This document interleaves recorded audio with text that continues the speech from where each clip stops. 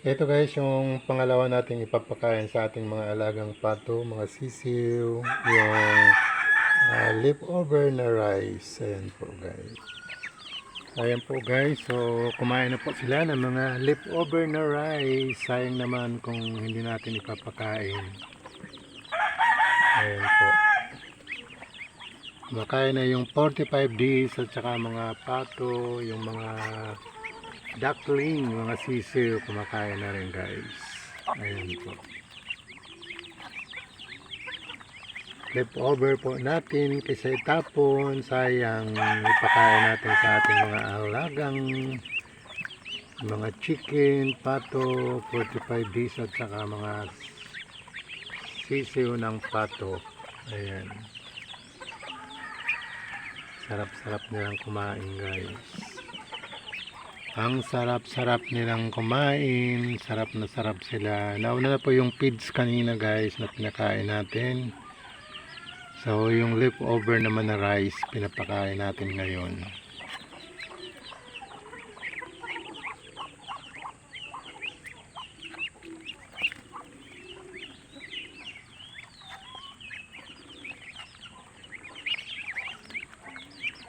Ayan, sarap-sarap na kumain yung mga sisiw na duck. Ayan po.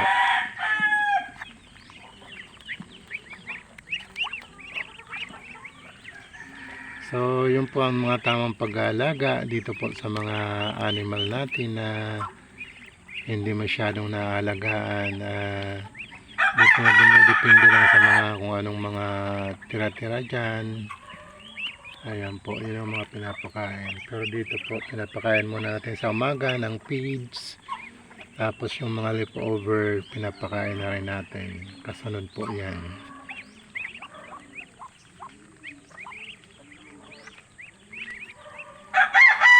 Ayan po guys, hanggang dito na yung vlog natin. Thank you for watching. Bye-bye. See you my next vlog. Init na muna tayo ng tubig kung paano natin pakainin yung mga puppies sa umaga. Ayan po, ang ingay na kasi wala pa silang gatas. So, titimplan muna natin sila ng gatas bago pakain mamaya. Ayan po.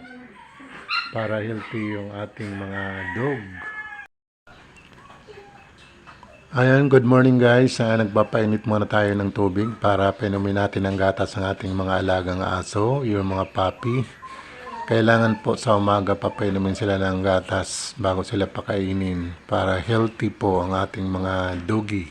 Ayan po guys. So ayan na po guys yung gatas na ipapainom natin sa ating mga puppy tuwing umaga. Ayan po. Nagpo po tayo ng tubig.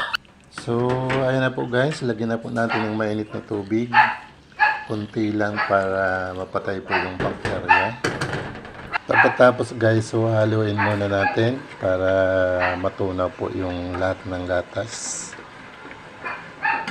At pagkatapos guys, so lalagyan na natin ng warm water yung tubig dito sa gripo. Malinis naman po ito guys. Ayan po. So, maya-maya papainom na natin ito sa ating mga alagang puppy.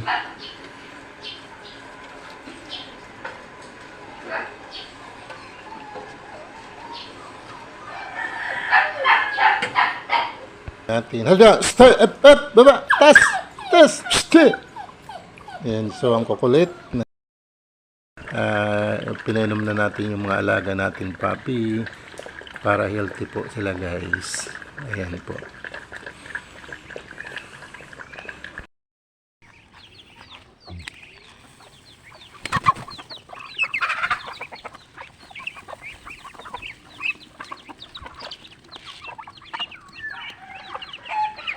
Ayan guys, so pinapakain natin ang mga alagang mga manok at pato tuwing umaga dito sa farm.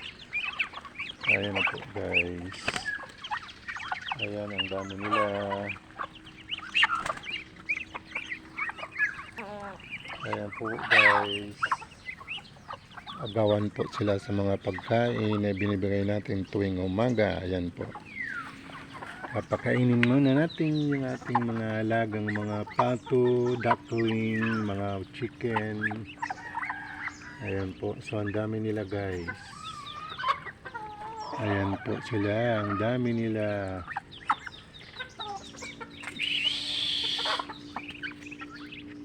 So, ito na po guys.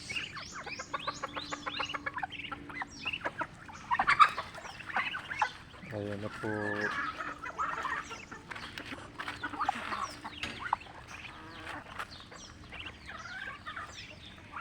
Ayan, dami dito ng mga pato, mga manok, mga duckling, ayan, mga sisiw.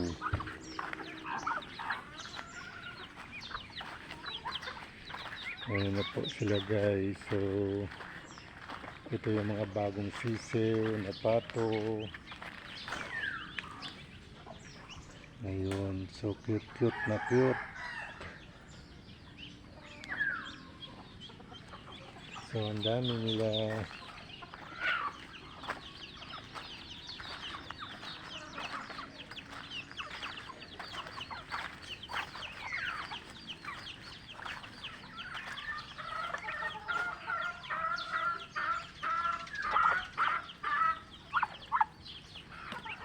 Ang dami-dami nila. Ayan guys.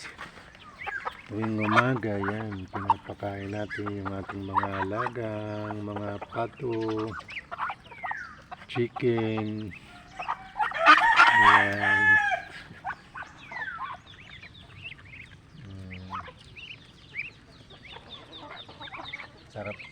Sarap nilang kumain. Ayan.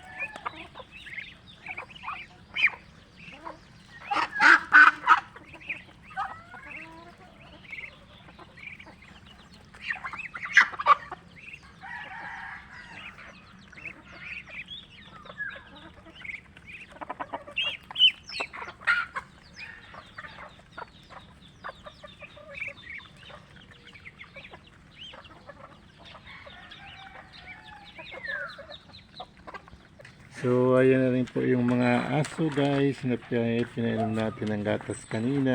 Hindi na natin nabigyan ang pagpainom sa kanila. Ayan po, ang kulit-kulit ng mga aso, mga doggy.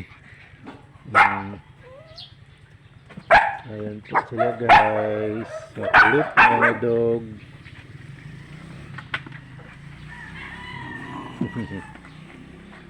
Ayan. Cute ay.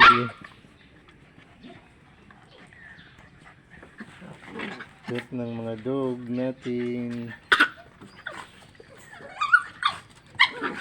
Ayan. Dugi. Ayan, malakas na sila. Healthy kasi pinainom na natin ng gatas. Dugi.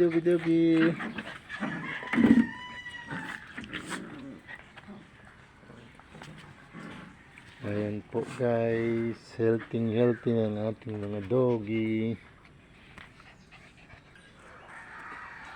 Ayan, yung ating crossbreed ng Doberman. Ayan, yung mga ating mga chicken, mga duck.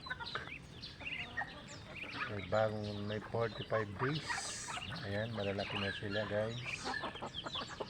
So, busog na ang mga alaga. Ayan po. Busog na yung mga alaga.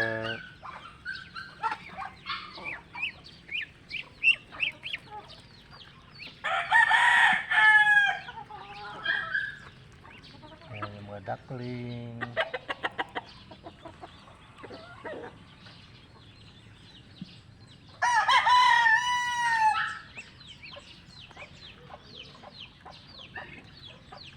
Yung ating, ayan po guys, so ayan po, nalagaan muna natin yung ating mga alaga.